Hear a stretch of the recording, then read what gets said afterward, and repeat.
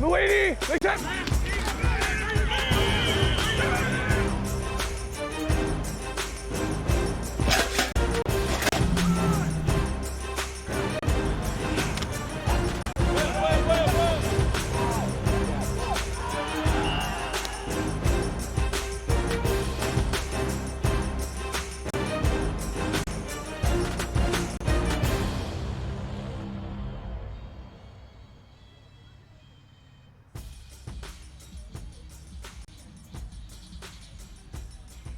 What a beautiful day it is for Lions training camp. Hello and welcome into Lions Training Camp Live, presented by Rocket Mortgage. I am your host, Tori Petrie. You are looking at the field where the Lions will be practicing in just a few minutes. I am joined here on set by DetroitLions.com's Tim Twentyman to break down everything there is to watch for in training camp today. Tim, I cannot wait to hear the crack of those pads today. Today is a good day. It is. It's been a long time coming, for a lot of people out there, for us, covering it, for the fans, for the players. And look, it's pads, it's football. I thought Matt Patricia said it best last week when he said, look, we got to hit somebody and you got to be hit. So now it starts. So it should be a fun day today. Exactly. Today is the first padded practice of training camp and the first episode of Lions Camp Live, presented by Rocket Mortgage. We are going to be bringing this show to you twice a week for the duration of training camp. That means 6 shows breaking down this roster. It's out here. Who's not? And so that's part of the observations, and I love to do it. Well, we love watching training camp. We're loving the chance to talk about football once again. Tim, we will use today's show to talk more about the quarterbacks and running backs, so we will get to those storylines. But for today, what things should we be looking for in camp once the players hit the field? Well, I think like a lot of people did last year, you gravitate toward the first pick, like they did with TJ Hockenson last year. That was kind of one of the big storylines heading into that first practice. What did TJ look like? And so I think the same goes with Jeff Okudah. I think people are going to want to see kind of, how he fits in this scheme, what his skill set is like. And I think that first one-on-one matchup with Kenny Galladay is pretty interesting too, if we get to see it today. So, I think that's a storyline. And then, you trickle to all the rookies from there, DeAndre Swift, and talented running back who they got in the second round. How does he fit into the mix with Kerryon Johnson, Jonah Jackson, and Logan Stenberg, the 2 offensive linemen? Where do they have a chance to start? How do they fit into the mix? And obviously Julian Okwara, is he a jack? Is he a defensive end? So, you look at just how they see these rookies and how they're going to set up and what kind of reps they're going to get. That's an early one for me. And then, I mentioned it with the guard competition, but you got to add, some veterans into that mix too, with Joe Dahl and Ode Ibushi and Kenny Wiggins. And so how will those first and second offensive line groups look? Matthew Stafford's got a lot of skill position weapons, but it all starts up front. And so we know some of the pieces that are going to be there: Taylor Decker, Frank Ragnow, Big V, but who slots into those guard spots? So I think that'll be a storyline early on in camp. And then I'd be remiss if we don't talk about the defensive side of the ball. Absolutely. Obviously that's something that the Detroit Lions revamped this offseason. We could see as many as 6 new starters on defense. So how quickly do all those guys gel? Who's with who in what situations? How does Corey Unlin's influence, the new defensive coordinator, kind of fit into the mix? And so I think those are probably 3 storylines that I take a look at early on, and that'll really catch my eye. We are watching players walk onto the field right now. On the screen, you're seeing rookie DeAndre Swift. We will be talking a whole lot about him in today's show. You also saw the specialists always out on the team or out on the field early, and I think that'll be a topic in training camp as well, looking at what happens at that punter spot. Yeah, there's going to be a competition there between Fox and the Australian punter Aaron Siposs. Siposs, thank you. And so it'll be interesting to see how that shakes out and what kind of competition they can put those guys in, what kind of live reps to see who creeps to the top of that competition. There's going to be no preseason. That's usually where a lot of those guys are evaluated. So what do they do in practice to kind of ramp up those special teams portions and kind of see what you've got in terms of the coverage units and the punters and the competition there, because that's really how some of these young guys are going to earn their spots on this roster, through special teams. So coaches have to see it live. So we expect to see it live a lot more than we have in years past, for sure. Well, something that we will be chatting with you on our upcoming training camp live shows is your observations. You write those for DetroitLions.com every day during training camp, and then you'll be joining us twice a week on our shows to talk about your observations during camp. Obviously, no observations yet, as today is the first practice that is open to media for us to be able to watch and observe what happens, but give us a feel for what we should expect when you come and join us and talk about those observations. Well, they're one of the funnest things I do all through training camp because, and I think they're more important this year, obviously, because there's no fans here. And so hopefully that will give you guys an insight into who's making plays out here, which unit maybe is ahead of another unit, who's along the first team defensive line, first team offensive line. So I really just try to break down everything I think is important that you guys would want to see if you were here in person. And I'm going to put that into that observations column, as hopefully that, kind of gets people an inside look at what they're missing here today and for the next few days. Yeah, it's a shame that we don't have fans out here at training camp. That is always a fun part of camp is the camp atmosphere, but we are doing our best to bring it into your living rooms. We're really giving you unprecedented access into training camp with all of this live practice footage. You guys can watch it from home, and you'll be able to hear expert insight. We will have Lomas Brown joining us later on in the show today, and he will be joining us as well as a few other Lions legends throughout the rest of our shows. We are really looking forward to breaking down training camp with you guys. Now, before we get into training camp, let's talk about what has happened up until this point. The Lions have split training camp up into separate phases. So that's really been a big part of the NFL adjusting in this COVID era of football, is breaking things down into phases. Of course, they reported for training camp in late July, but then they moved into a different phase of football after that. It was the acclimation period from August 3rd to the 11th, and that looked more like what players do when they show up in April and they come in just for workouts. Yeah, weight training and conditioning and those kind of things, just getting acclimated back to football because, as you know, there was no spring. There were no OTAs. There was no training camp. Now, players obviously worked really hard on their own, but it's different. It's different when you step out here on the field and there's cameras on you and there's competitions. It ramps up. And so you needed that acclimation period to kind of get your body right.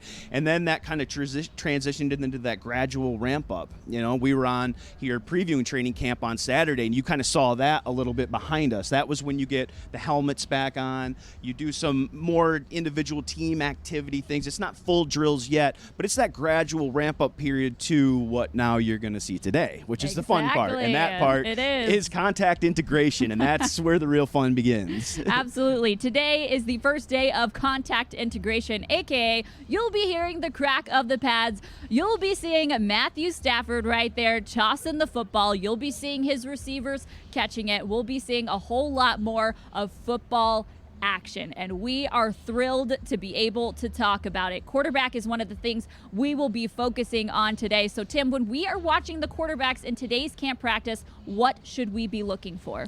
That right there is just great to see. I'm sorry, that is great to see because I haven't seen that live since November 3 in Oakland when he broke his back. And Matthew was playing so well before that injury. I mean, you just look at some of the statistics: 2,499 passing yards. I believe that was fourth in the league. There's 19 touchdowns. Those were second. He had 106 passer rating. That was fifth best among all quarterbacks through the first half of the season, and he led the league in 20-plus yard completions. He really fit into Bevel's offense in that first year, and it's just really good to see him back healthy. He's been healthy for a long time now, but we just haven't seen it live. He's worked with some of the receivers and running backs in the offseason. He held some of his own private workouts with those guys, so he's been throwing, but it's just going to be really fun to see number 9 take it under center and wing it around a little bit because it seems like it's just been way too long since I've seen that. Yeah, I'm telling you, that is a sight for sore eyes for all of us sports-deprived people who have gone through quarantine without sports, and now we finally see Matthew Stafford tossing the football. You hear the whistles and the horns behind us. It is the sound of training camp, and man, it feels good. We're going to have a lot more of that to watch today, but there's a couple other quarterbacks on the roster besides Matthew Stafford. What else should we be watching for from them today? Well, who wins the backup job? I think, Matthew's got a veteran guy back in the mix again in Chase Daniel. It's funny, all three of these quarterbacks, Chase Daniel, David Blau, they all played football in Texas. So that quarterback room has really been a really tight-knit unit. All Texas guys, all Texas high school quarterbacks, highly touted guys. So they fit. But in Chase Daniel, he gives Matthew something obviously didn't have last year when he had Jeff Driscoll and Blau, two younger guys, not a lot of experience. David Blau has a ton of experience. And so it's not so much playing and starting, but he's been in this league 11 years. He's seen a lot of football, just like how Matthew Stafford has. And so I think that adds something to that quarterback room. There's not going to be a defense or, a scheme that Chase Daniel hasn't seen. Kind of like what Matthew Stafford. A defense isn't going to throw anything at Matthew and Chase that they haven't seen. So now there's that guy to kind of bounce ideas off of, who's been in this league a long time, who's seen a lot of football, just like Matthew has. And so I think that'll be really good behind the scenes in the film room and things like that. And obviously we saw it last year. When Matthew got hurt, this team was 0-8. Yeah. They were 0-8. They didn't win a football game without Matthew Stafford under center. And so, look, Chase Daniel has won football games in this league. He started games. He started 2 years ago against the Lions for the Chicago Bears on Thanksgiving and beat Detroit on Thanksgiving. So, look, he's been in the league a long time. He has some experience. He's won football games. And so, he adds some experience. And then when you look at David Blau, I thought, look, it wasn't all his fault last year. He got to start 5 games, and he played well in stretches there. And with him, that's great experience. I mean, what rookie comes in expecting to get 5 starts, especially, when you're, a late round undrafted type guy, you just typically don't get to play. So he got some great experience. Obviously, with him, when you're talking about the competition between him and Chase Daniel, he's got a little bit more familiarity with Darrell Bevell's scheme, being in it last year. But it'll be interesting to see really how that shakes out between the two backup guys. Who wins that backup job? And then another thing, with the 53-man roster, typically they only keep about 2 quarterbacks, usually, depending. But what will COVID-19 and some of the questions forward with guys maybe getting on that list or contracting it, will you keep 3 quarterbacks on the roster just to be safe? Because of obviously we saw the repercussions if you don't have a guy that can play at a high level on your roster. So it'll be interesting to see not only just who wins the backup job, but will the Lions keep 3 quarterbacks as well? So something to watch out throughout camp as well. Well, we are also going to be keeping an eye on those running backs today. Like we said, today is the quarterbacks and running backs show, and obviously the running back position is a big one to pay attention to during camp this year after the Lions drafted DeAndre Swift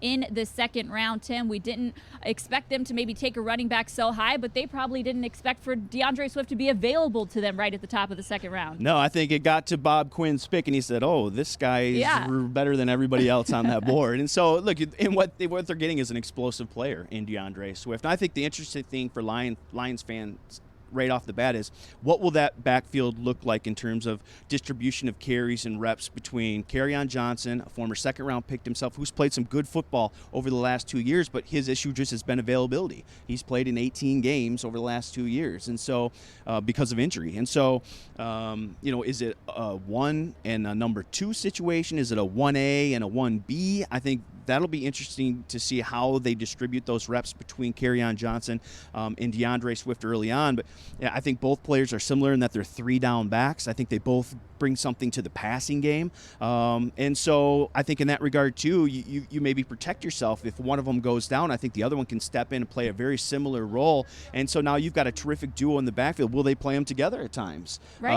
I think it just gives you tons and tons of options when you have 2 really quality guys, 3-down guys, similar guys, explosive guys. So it'll be interesting to see how Matt Patricia, Darrell Bevell, and this Lions coaching staff kind of divvies it all up.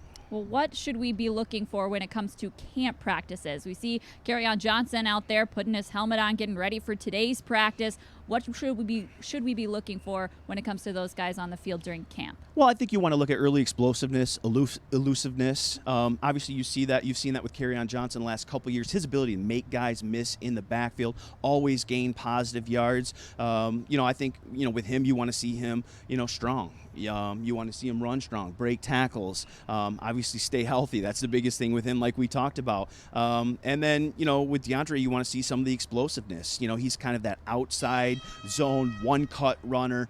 You want to see him just plant that foot and be gone with that 4.4 speed. And then with both of them, what do they bring to the passing game? How do they split that up? Does somebody have an edge on third down? And so I think those are all things to look at early on as we start the pads and the hitting, and that's important for the running back, certainly. Well, I can't wait to get to that part of today's practice, Tim. We appreciate you coming on set and hanging out with us, giving us a little preview of today. Of course, we will see you on all of our other Training Camp Live episodes, and then later on, Lomas Brown will be joining us to talk more about what is going on the field behind us. But Tim, nobody knows these quarterbacks and running backs better than Darrell Bevell, and I was able to catch up with him earlier in the week to talk about those guys at the QB and RB positions. Here's what he had to say. Coach, thank you so much for joining us here today. I know you guys have really gotten a chance to get back on the field. How good has it been to have your whole entire offense together in person for the first time? Yeah, that's been amazing. It's been a long time coming. We've been doing all these, these Zoom sessions like we're doing now, but it was great to have all the guys. That first team meeting was the offensive meeting was outstanding.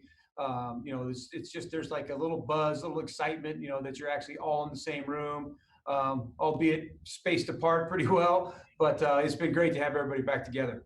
I'm sure it has been. You can't talk about this offense without talking about that quarterback, Matthew Stafford. He is healthy and ready to go this year.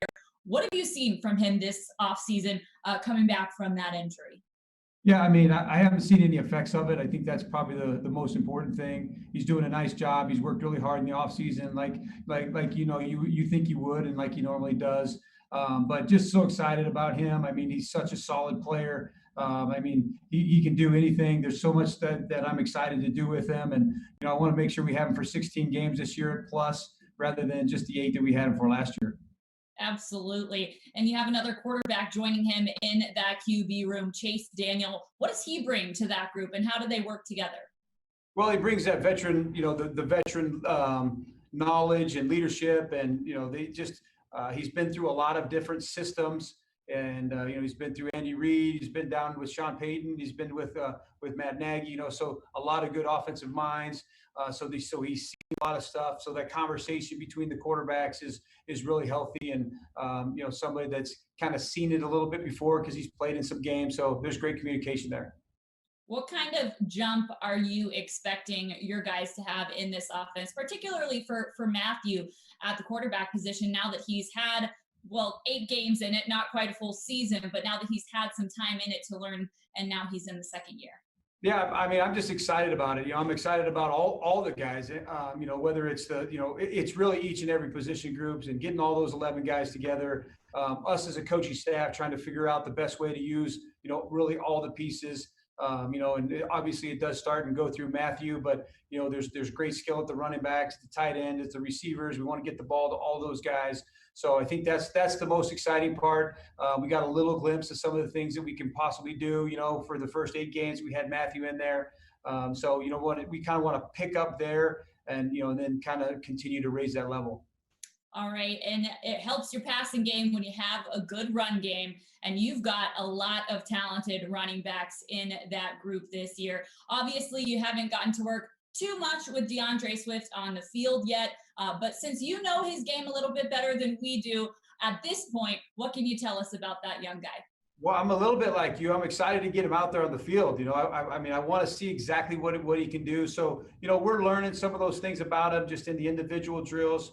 Obviously, coming in, we kind of know what we think he can do, but it's another thing to see it with your eyes. So, like to see his suddenness, his change of direction, all those things. Obviously, how much he can absorb, how much can we actually put on his plate and say, all right, here's how much we want you to do, because we need him playing fast. We need him to be able to play to the best of his abilities, not thinking, not slowing him down that way and bogging him down. But we got a great room there, obviously, with Kerryon, with Bo, with Ty. There's a lot of guys that, have some great experience to be able to help him out and bring him along. And we're excited for that whole group. Kerryon spent some time injured last year as well. Of course, he came back right there at the very end of the season. What kind of drive have you seen from him to get back out there and get back to performing this year? You know, Tori, I think last year really said a lot to me. You know, with how the season went, where he was, to want to come back and really to work the way he worked. I think that really says it all. You know, and you know, those were. It was important for us to see him. You know, that drive. I think it was important for him. So, I mean, I could really leave it there. I think that says it all, and how important it is for him to be out there. All right, I don't want you to give too much away, obviously, but you've got so many talented guys in that running back room. How do you balance getting the most out of each one of them?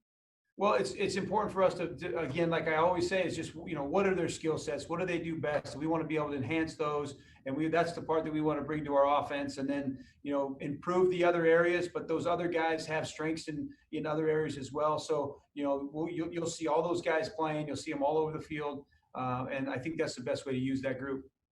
Yeah, you know, you talk about them having different skill sets. That's something we're discussing on the show today. You know, the game inside and out. How can you explain to us in layman's terms the difference between the kind of running back that Kerryon is and maybe DeAndre Swift is? Well, first of all, they're a little bit different in size, you know, and then there's just, I mean, there is a lot of similarities to their games, and you know, but their running styles are obviously a little bit different. And I think maybe it'll be better when you get to see them, like the type of plays, the style of plays that you get to see them run. I think that will tell the story. Well, Coach, we appreciate you hopping on here. We are looking forward to seeing those plays and seeing the story unfold in that running back room, and of course seeing Matthew getting back out there throwing that football. Yeah, super excited about it. Thanks, Tori. Well, Coach, we actually had you mic'd up at practice today. Let's take a look at that video.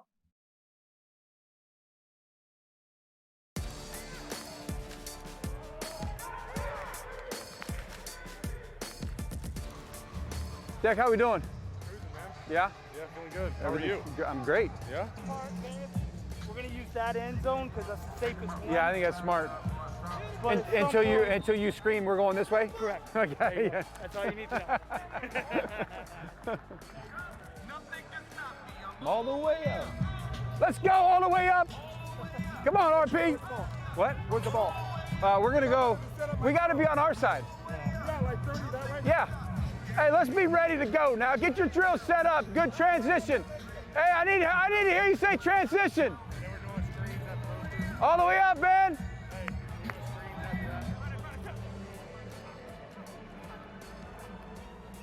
Hey, nice timing on that. Nice timing on that. That way, throw and catch. Everybody wanted that route. Hey, make sure we really bring it in there too. Make sure you really bring it in there. You know, because a lot of times when you start to pull up, what happens, right? You're before his tracks because you're trying to stop at his tracks. Okay. So you kind of get your pads up. Yeah. So go ahead and run past that. Yeah. And then let's get out of it, okay? Oh!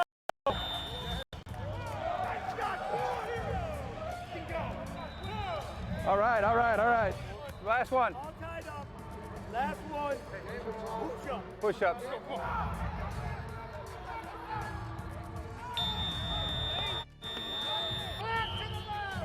Push-ups! Every time. How does it work? Push-ups! Come on, guys, let's go. Let's clean it up now, clean it up. Let's go, get lined up, let's go, get set. Come on, let's go, next period. Transition it. Good ball. Woo!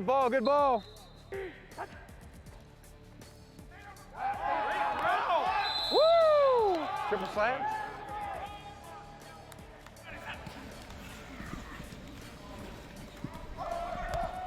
There we go. Good job. That way, Marv. Way to find it back there. Way to find it. Nice shot, 9. Let's go. Come on. Hey, let's go. Get lined up. Going good? Fight right now. Going good. Yeah, it's going good. Give and take, That's what we're looking for. Yeah. I'm the same team. Yep. Yeah, we've talked about it on the script. Okay. So Nice shot. that away. Nice shot. Here we go. we go. Team. Team 3. Hey. Let's start better than that now. Let's start better than that last one. Yeah. That away. Oh! Got him! That was a nice route. You see him dip inside of him? That was nice. Let's go, guys. Let's go.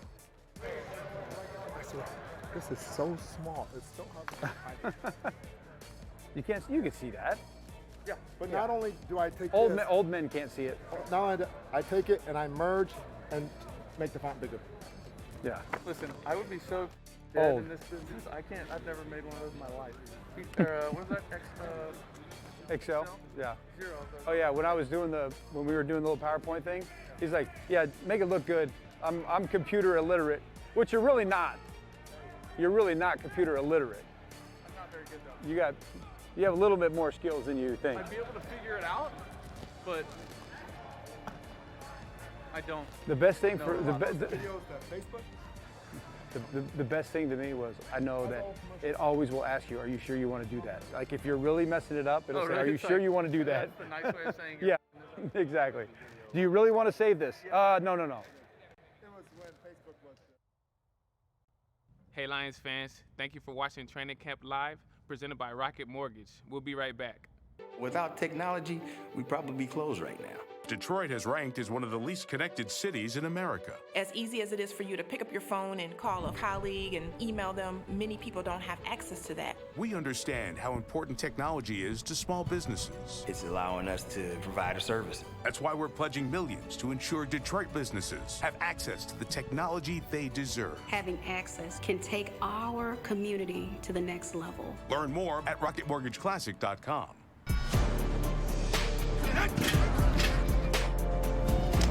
Luigi! Listen!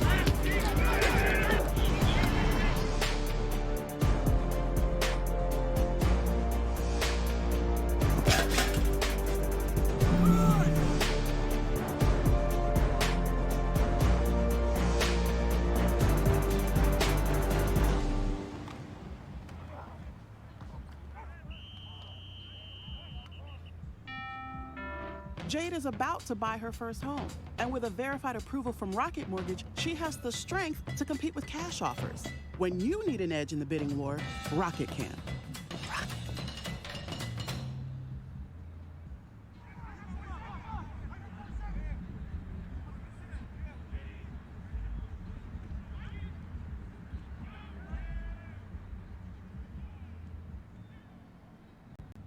Welcome back into Lions Training Camp Live, presented by Rocket Mortgage. I'm Tori Petrie, joined now on set by the one and only Lions legend, Lomas Brown. Lomas, it's good to see you. The one and only. The one and only. That. It's great seeing you, Tori. It's great to be seen these days. It is. Well, we are so happy to have you on set today. We are talking about the quarterbacks and running backs in today's show. Lomas is going to help us break them all down. Lomas, we did our COVID-19 protocols before we came in. We got our temperature taken. We're ready to go, and we are ready to watch camp today. Yes, we are. I'm glad I didn't have to take the test. I didn't think I was ready for the nostril thing early in the morning. But you're right, 97.3 temperature, so I'm good to go, ready to go. And we are socially distanced. That's right. We are more than 6 feet apart here on our set, but we are definitely going to talk some football here today. The Lions are just taking the field for the start of training camp practice number 1, the first padded practice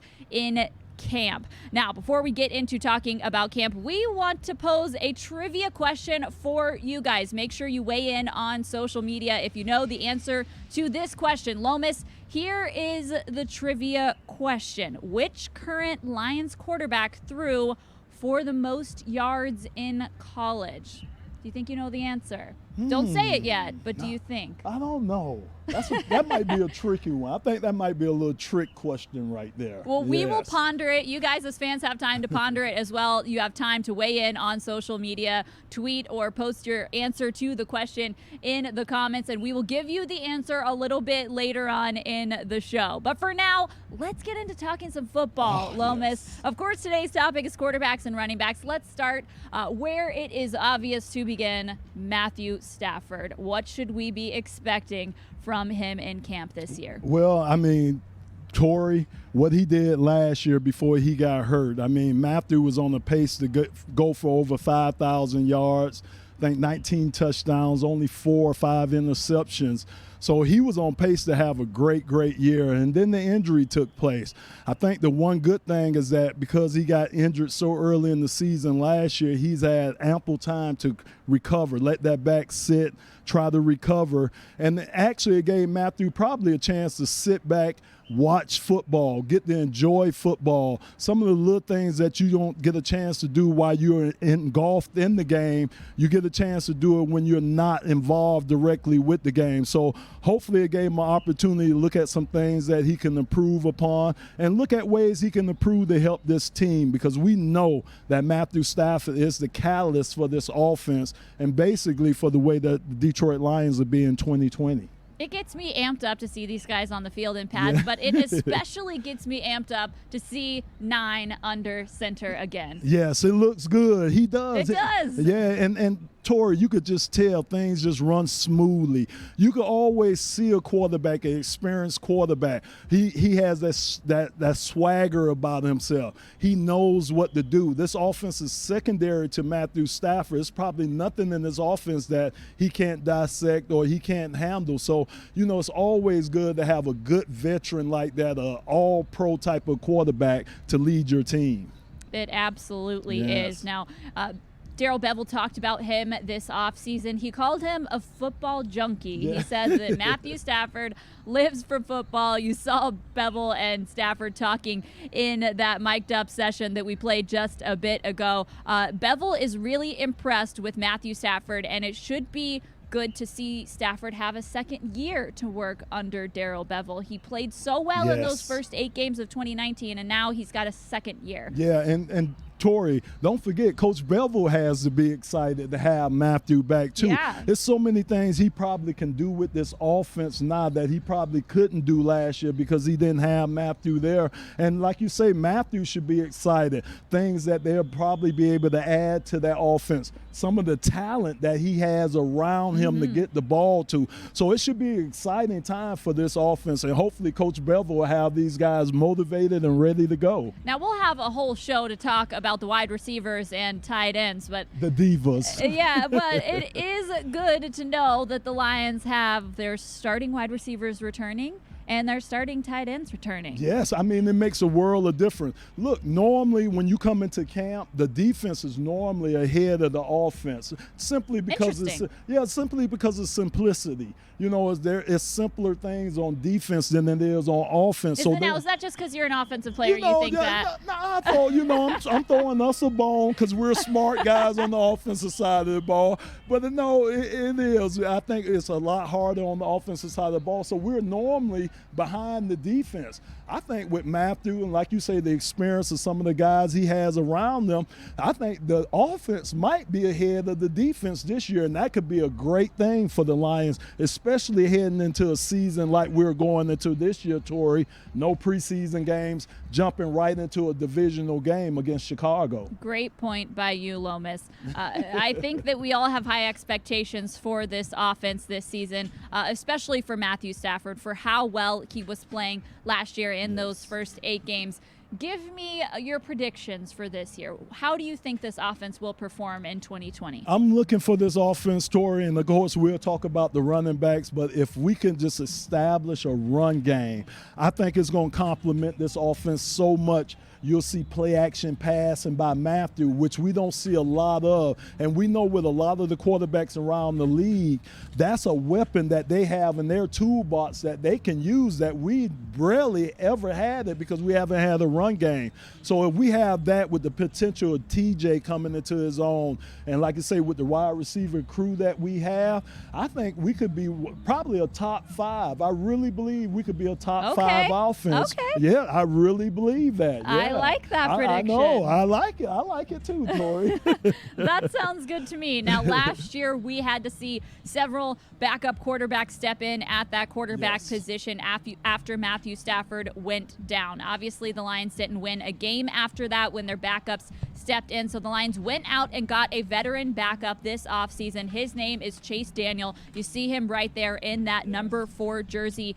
Lomas, what do you feel like Chase Daniel brings to that quarterback room? The thing I love about Chase is it's another set of eyes, Tori. Again, he's a veteran guy. He's been behind some great quarterbacks. If you think about it, a couple of years ago, he was behind Drew Brees under Sean Payton. So I'm quite sure he got a lot of experience, learned a lot of things from those guys. And then it's how how players communicate with each other. It's different from a coach talking to you. So say Matthew comes off and he might be a little frustrated after a drive. Sometimes it's easier for a player to go over there and talk to Matthew than for a coach to come over there and talk to him. So I just think the addition of Chase Daniels, then the experience that he has, he'll be able, if something tragic something was to happen, he'll be able to step in there. And I don't think it'll be a fall off, but again, I don't think it'll be as bad as last year when we had to insert rookies in there. At least we'll have a 12-year veteran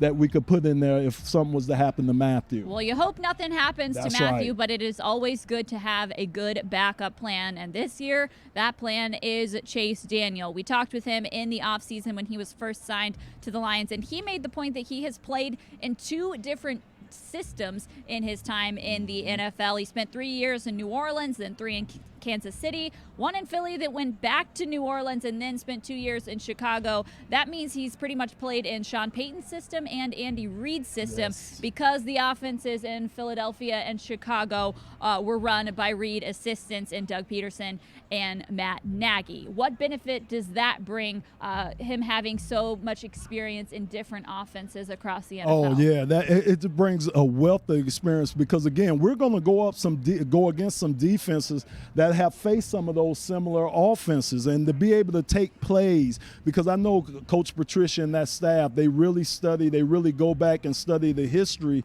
of these teams. So to be able to take certain looks, certain formations, certain plays from other teams and incorporate them into your offense, that's the good thing about Chase Daniels. He might be able to sit there with Coach Darrell Bevell and say, hey, Coach, maybe we add this hook route into this play, or maybe we do a dump off to the running back. You know, it's just different nuances that you can add to the offensive plays, and I think Chase will be a great guy to help with Coach Bevell and Matthew Stafford with that.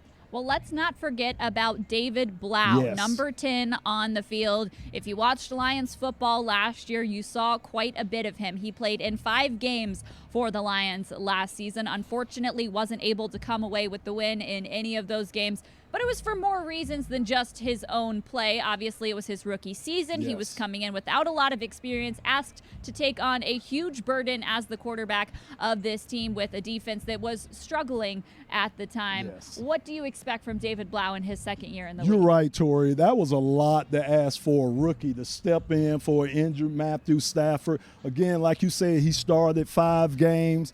He had completed 54% of his passes in those 5 games, which is not bad for a rookie. And like you said, with the defense struggling the way it was, you know, we put him in a tough situation. Other injuries to other positions on the offense hurt him too. But I just think that experience, being able to get in the league and start 5 games in the NFL, that's a wealth of experience for a young guy to have. Absolutely. And I think it'll do him good, you know, and especially, again, I go back to Chase Daniels, having a guy like Chase that David Blau could look at, learn from a guy like Chase, and learn how to handle himself as a backup quarterback. You know how backups are supposed to do it. And don't forget, Tori, we got the coronavirus this year. So our 3rd string quarterback might be just as important as our 1st string, because you just don't know what can happen this year where we might be down to our 3rd string quarterback. So it's great that he got that experience. Hopefully he'll be able to get some reps out here like he is in practice. But again, you know, you just never know this year, and he can be a great insurance policy to have. Let's not forget that throw that he made in that Thanksgiving Day game in his first start, the 75-yard pass to Marvin Jones Jr. What a play that was, and we really thought he was going to come away with the win on Thanksgiving there. It just didn't quite work out that way, but we did see some really good things from him last year. We really did, and one thing, his poise. Yeah. I mean, to be a rookie, he didn't seem rushed out there.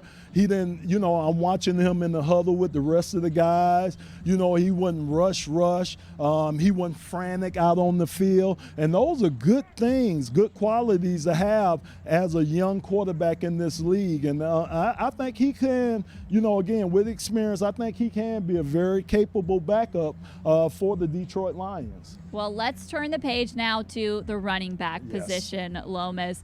Obviously, a lot of eyes on that position, as we talked with Tim Twentyman earlier today, because of the draft pick of DeAndre Swift there in the number 6 jersey. You see him on your screen. The Lions selected him in the 2nd round. We maybe didn't expect them to take a running back so high, but they had DeAndre Swift available to them there at the top of the 2nd round. He joins fellow 2nd round pick Kerryon Johnson there in that running back room. So let's start with Kerryon.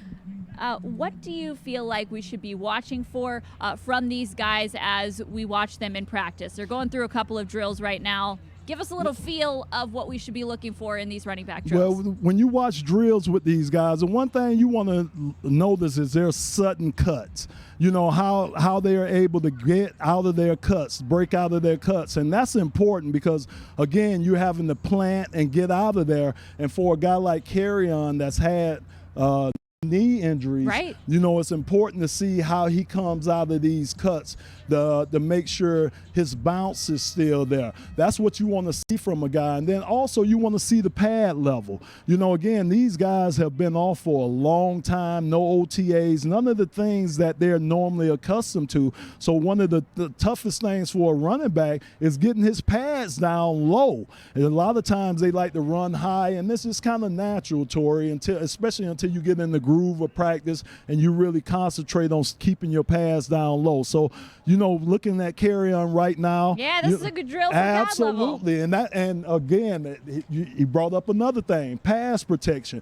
To me, one of the hardest things for a running back, especially a young running back, is pass protection. And you see they're doing the drill now where that's when they form up on a blitzing linebacker and they have to take that linebacker on coming through the gap. So it's very important for drills like this to happen so these guys could get familiar with seeing these drills, get familiar with how you handle different things like that, but also getting these looks in practice because they're really limited to some of the things they'll be able to do during training camp this year. All right, Kerryon Johnson played in just 8 games last season. Unfortunately, he went down with a knee injury. He also went down with a knee injury in his first season as a Lion. He enters his 3rd season now, totally healthy. We know because he returned for the last 2 games of the 2019 season. He was set on it, and you heard in that interview with Darrell Bevell how much that impressed him, how much he wanted to return. I don't think that Kerryon is sitting on his laurels this year, especially with extra competition in the running back room and DeAndre Swift. And that would impress me, Tori. If I was his teammate, if I was one of the big fellas in front blocking for him, I would be impressed because he wanted to come back. He wanted to join us. He wanted to help us win. And you're right. That's a guy that wants to get better, and you want teammates like that. You want guys to be in this fire with you, man. You don't want guys standing on the sideline participating, looking. You want guys in there with you, and I felt like Kerryon, by him going to the coaches and stressing to them that he wanted to get back out there and play, I thought that was a big feather in his cap, and kudos to Kerryon. And I know his teammates, knowing that, I know they have to be proud of him, and I know they know that's a guy that they'll be able to count on. As long as he's healthy, they'll be able to count on Kerryon. Well, he is going to be a leader in that running back room now, as he has a young guy to kind of mentor and bring in on that team, and that is DeAndre Swift. Lomas, we haven't gotten to see him too much on the field. We're seeing a little bit of him going through drills right now with his position group. But from what you've seen from him in college, what kind of player is DeAndre Swift? Tori, I've seen enough of him in college. As me and you know, we're Gators and he's a Georgia Bulldog. So we seen him kind of slice up the Gators. But, man, I tell you what, the excitement that he seems to bring, or that he will bring to this offense, especially the halfback position, situation. The guy seems like if you could get him on the corner, he seemed like he could take it to the house, and that's a definitely good threat to have, especially going into a season when you got we probably will have a three-headed monster back there at the running back position. It just changes up the look, Tori. Look, you come in there, you give him some carry on. Carry on could give it to you between the tackles, and he can also get out on the edges. Then you bring in a DeAndre Swift, a guy that you could toss the ball to and try to get him on the outside, a guy you could do misdirection plays with, but also a guy you could get the ball in his hands in pass situations, and he can do something with it. So him, and then when we talk about Bo Scarborough, a guy that just goes downhill. So to me, Coach Bevell, having three different guys, three different looks you could give a defense, I think that might bode well for this offense this year. Yeah, I like that. I like that you broke up how different those three guys are and how they each run differently. And Darrell Bevell said in my one-on-one with him, we're going to see all of those guys this year. He likes that running back by committee approach. So what do you feel like DeAndre Swift adds to the rest of the group? What do they get in DeAndre Swift that they didn't have before? Well, I think what happens is when DeAndre comes into the game, I think you might have to look at more nickel situations, meaning the defense leaving the extra DB on the field because of his pass catching ability, because they know that he's probably going to be a guy that they want to try to get on the edges. So you probably would want to have more secondary guys there just in case they send them out for passes. So that's a big difference right there, Tori, them having to bring in. So if you bring in a DB, you're going to have to take out a lineman or a linebacker, and that should bode well in the run game for the Lions. So I think a guy like DeAndre is just going to bring so many different things to the table, and he's going to cause defensive coordinators a lot of sleepless nights because they're going to have to design systems to try to stop that young man. And then you have Bo Scarborough. Yes. He was the Lions' short yardage option last season. He came in and did some really important things for the Lions at the very end of the season. He returns this year. We got to see a little combo of him and Carry On there in those last two games of the year. Tell us a little bit more about what kind of running back Bo is and what we should expect from him in his second year with the Lions. Well, I know what Bo knows, and Bo knows how to go downhill, and that's what Bo does. I mean,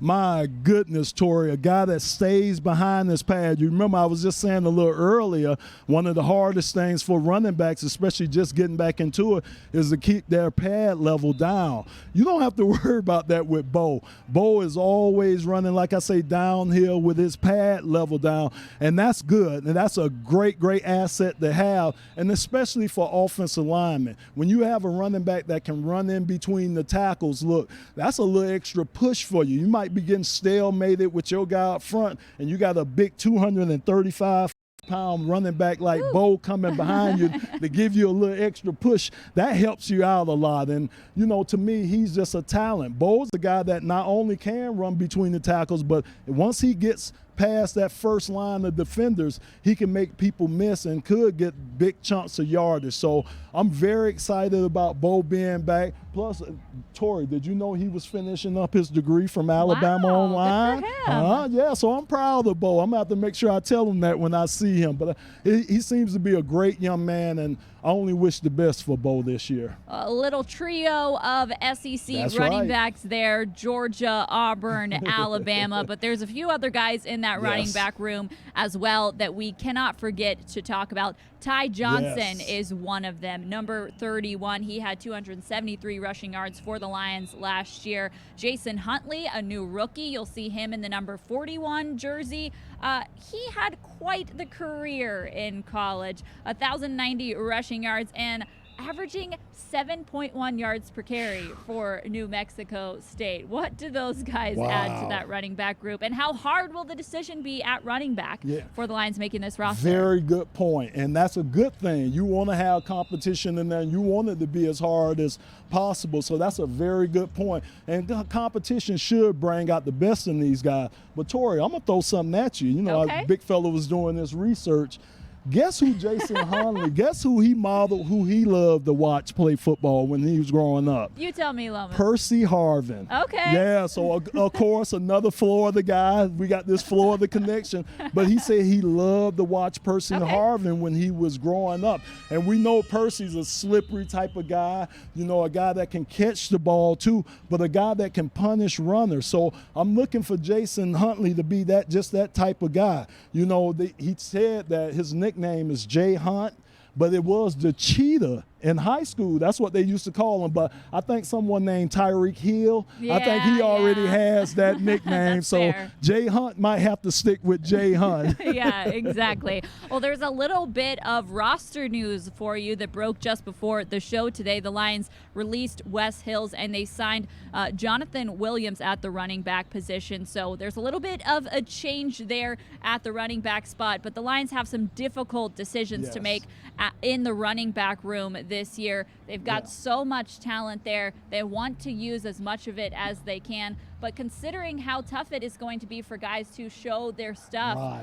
in this shortened training camp with no preseason games, how tough will that decision be when training camp ends? It is going to be tough, Tori, and you're right. Guys are going to have limited opportunities to show what they can do.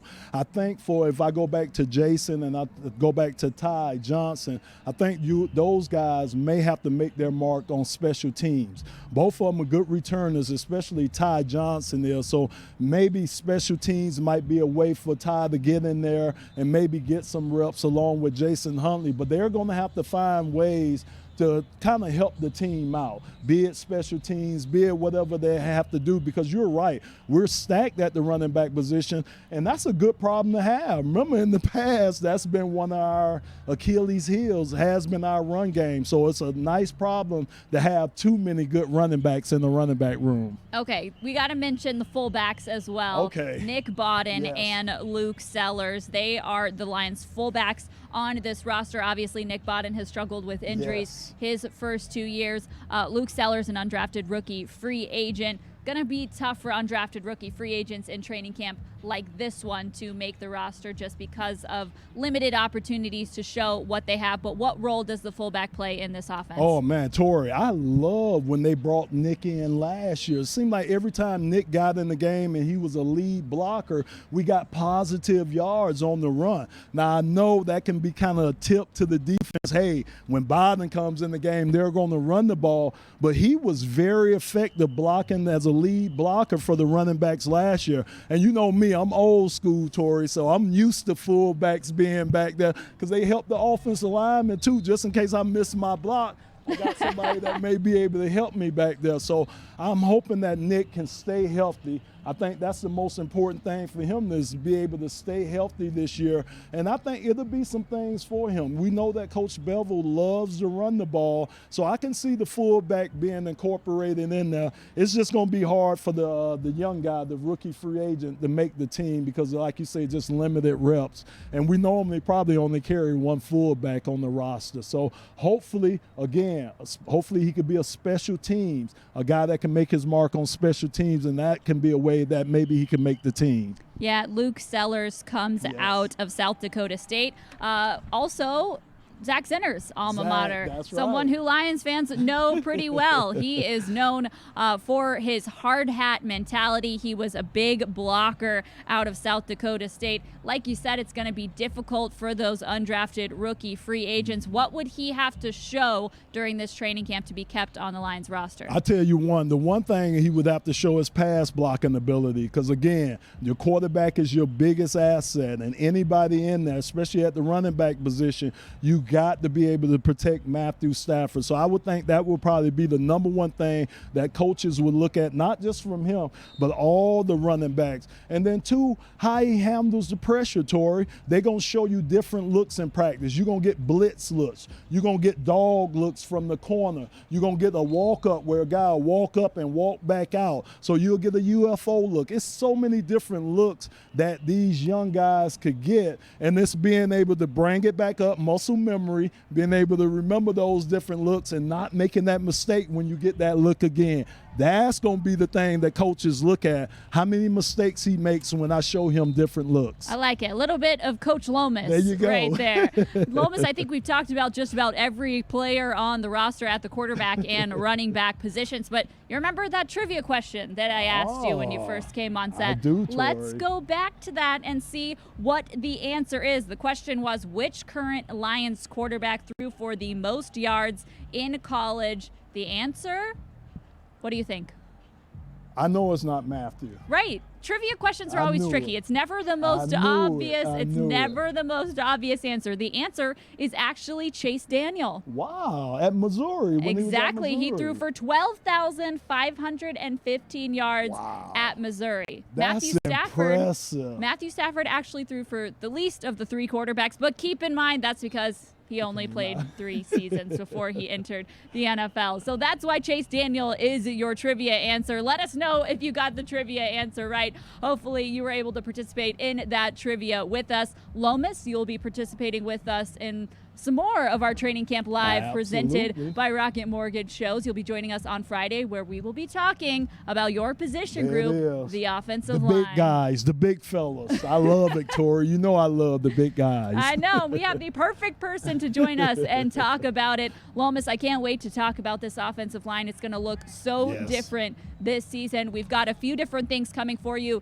In Friday's show, we will be having a press conference with Matt Patricia. We will hear from Hank Fraley, the Lions offensive line coach. You'll see him mic'd up at practice. We will have Lomas Brown. You see it in the label there on the screen. The legend, Lomas Brown, joining us. Lomas, are you excited to talk some big fellas? You know I'm excited. Anytime you could put your hand in the dirt, Tori, that's where it happens at, right up front. So I'm ready. I love it. Well, Lomas, we will be talking with you on Friday. We appreciate all of you fans who joined us for our very first Training Camp Live show presented by Rocket Mortgage, and we can't wait to bring you more of these as camp continues. For DetroitLions.com, I'm Tori Petrie. We'll see you Friday.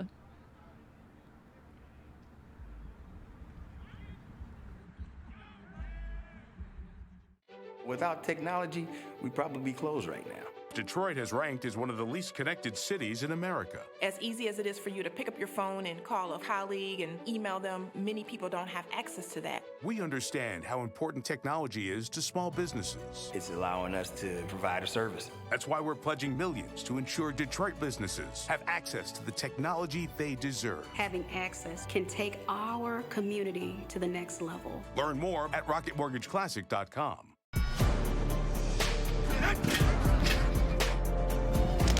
Luigi! Big time!